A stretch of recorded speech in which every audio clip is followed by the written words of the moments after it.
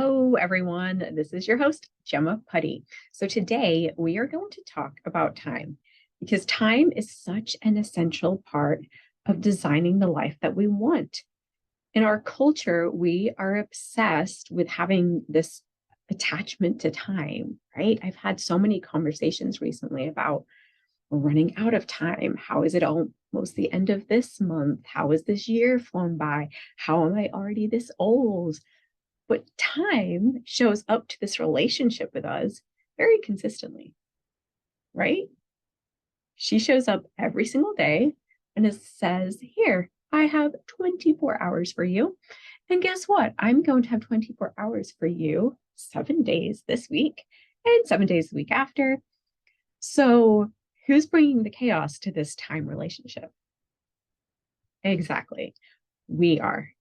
We are the ones that get to intentionally show up in this relationship with time or continue feeling anxious, chaotic, depleted, hustled, glazed over, unaccomplished, not enough, and like a failure because we're letting time control us in this weird way. We're letting life happen to us by not intentionally being in this relationship with time.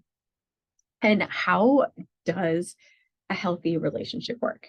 With anything, whether it's money, a human being, or time, a healthy relationship works in having clear boundaries, understanding how you want to feel, understanding who you are and what you're bringing to this relationship, and understanding what your goal is. Like, how do you want to dance through this life? How do you want this relationship to be supportive to who you are as a human being and the life that you are creating?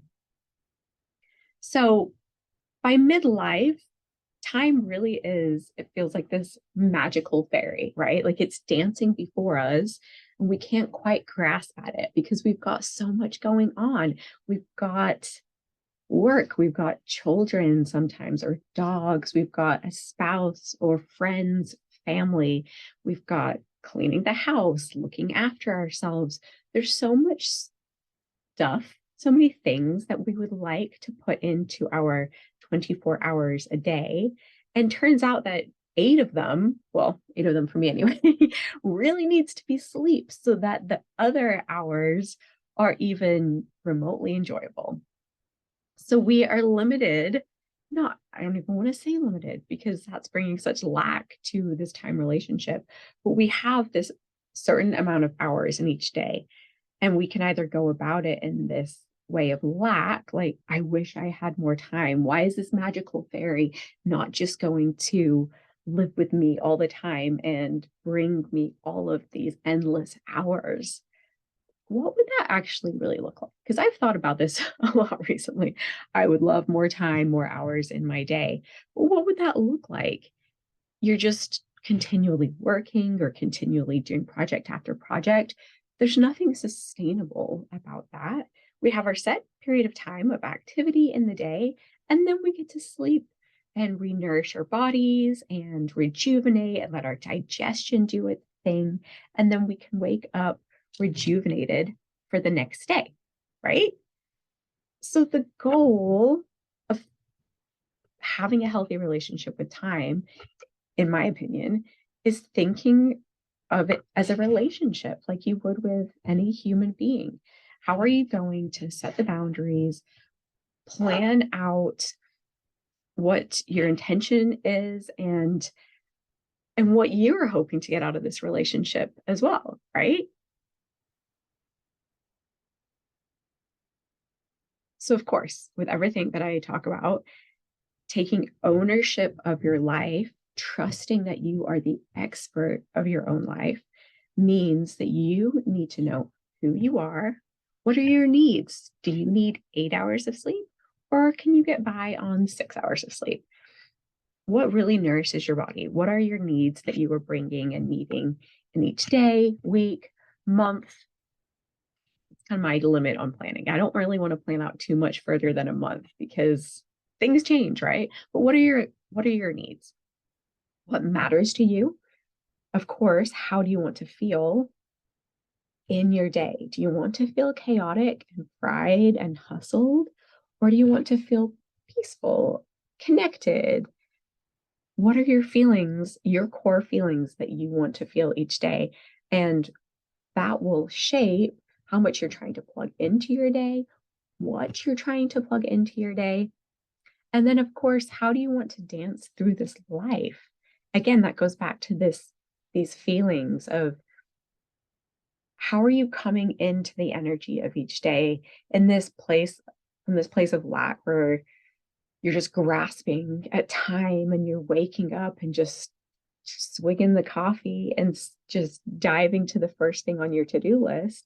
Or are you setting it up in a more peaceful way where you've got time for activities that need to be done, time for you to connect with yourself and be more zen, whatever it is for you, so that you can have these little breaks to not feel in chaos and anxiety about what you are or aren't accomplishing.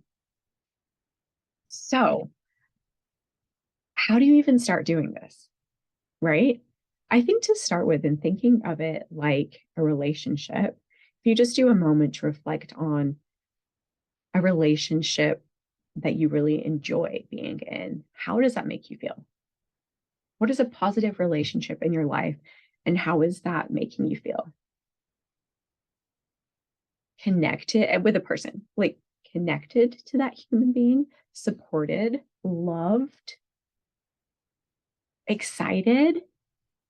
How do you like to feel in your relationships? And of course, this is going to change whether it's with your partner or a friend, but just think about that.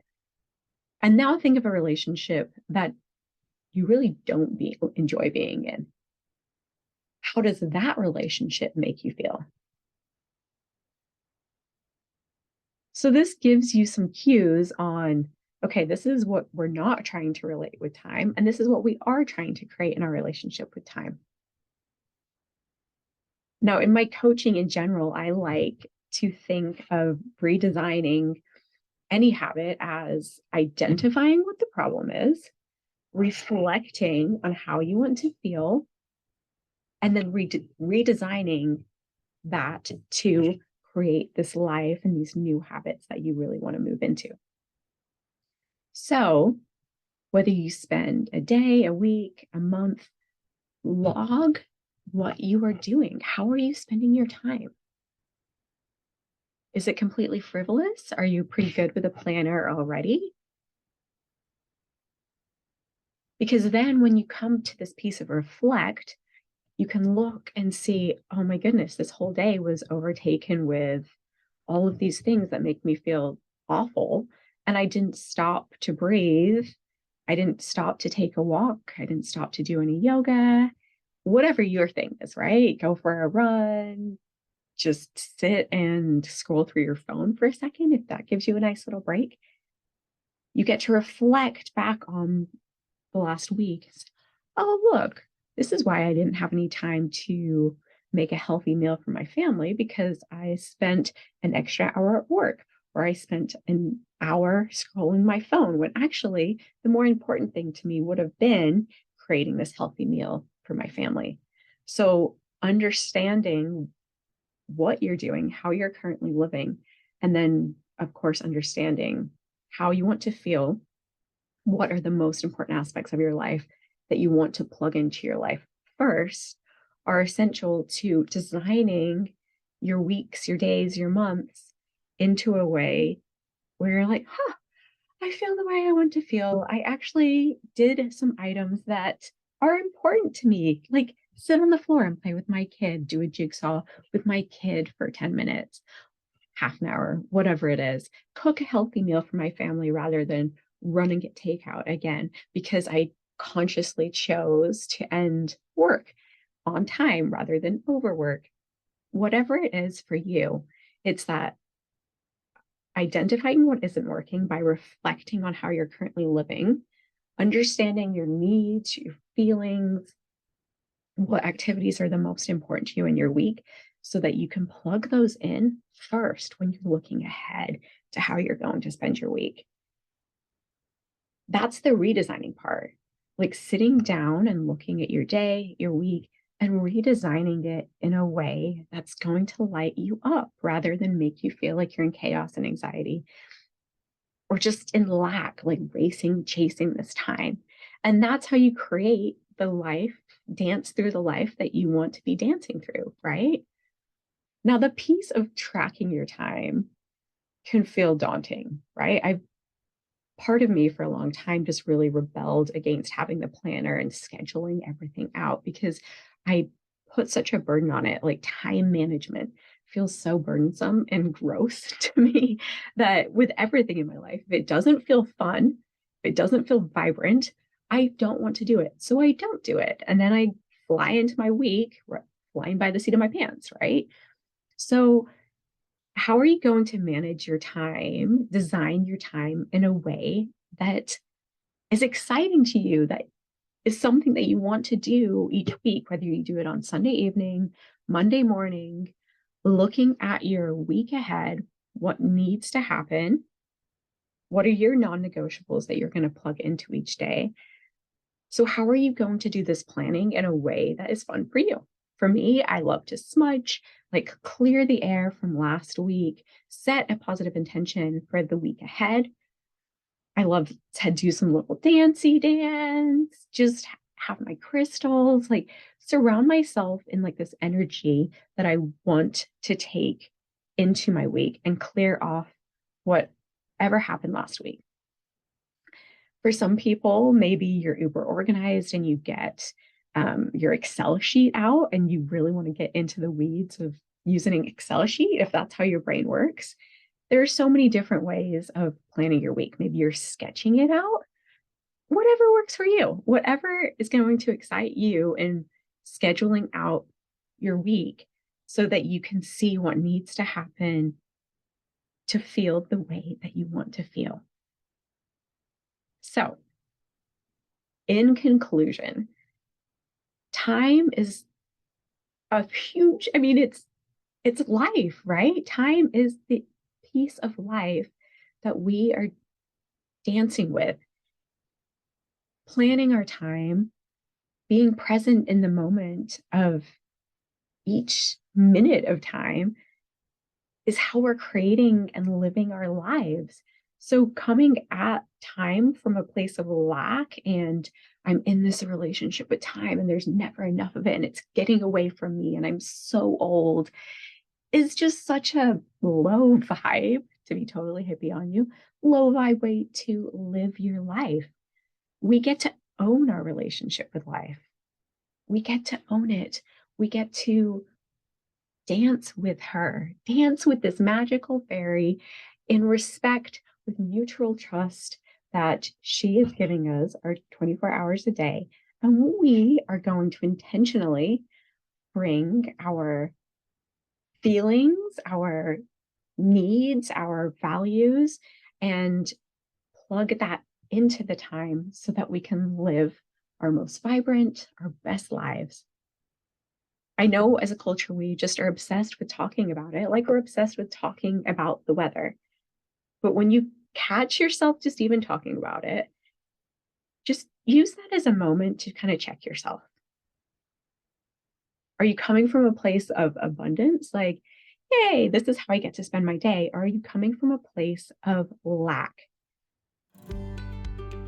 Are you intentionally showing up for your life? Are you living life or are you letting life live you? Are you letting time live you? Which leaves you feeling just burnt out. No one wants to feel burnt out, right? So I'm going to leave you with that. Are you living your life or is life living you? If you like this podcast, I want to invite you to coach with me.